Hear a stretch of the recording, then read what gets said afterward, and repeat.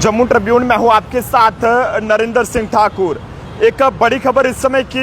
जम्मू से सामने आ रही है। यहाँ पर आपको बताते चले कि डीसी जम्मू द्वारा एक बड़ा फरमान जो है वो जम्मू को लेकर जारी किया गया है कि कल जो है वो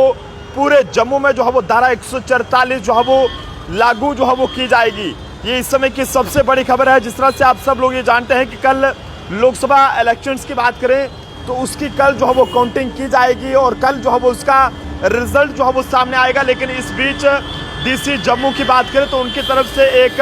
बड़ा फरमान जारी किया गया है जिसमें 144 जो है वो जम्मू में लागू की गई है और ये कहा गया है कि जनाब कहीं पर भी कल जो है वो कोई भी जुलूस जो है वो नहीं निकाल सकता और कहीं पर भी कोई भी जो है कहे कि 100 मीटर के दायरे में जने की जो काउंटिंग सेंटर्स होंगे वहाँ पर 100 मीटर्स के दायरे में झंडे के साथ ही फिर उसके बिना लाठी या फिर ये कहें कि जुलूस या कोई बड़ी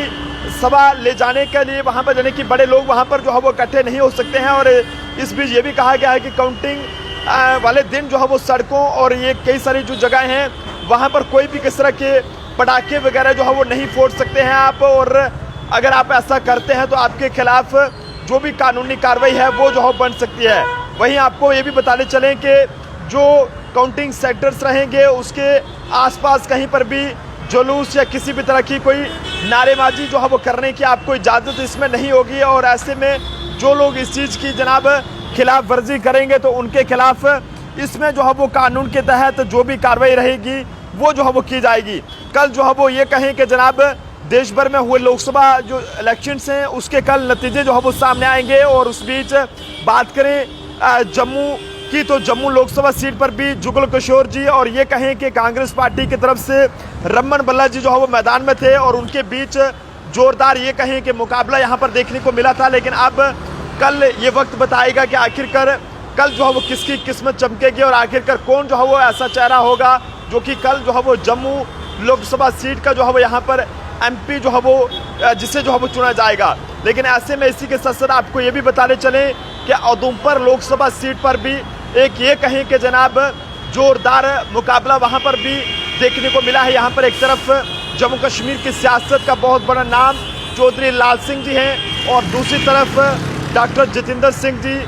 वो भी जो है वो मैदान में थे। लेकिन ऐसे में अब लोगों ने किसको कितना सपोर्ट करा है ये वक्त बताएगा। लेकिन आप सब लोगों को क्या लगता है उधमपुर से अगर आप इस वीडियो को देख रहे हैं, डोडा से हैं, किश्तवाड़ से हैं, रामबन से हैं, भद्रवाह से हैं या फिर पुंछ राजौरी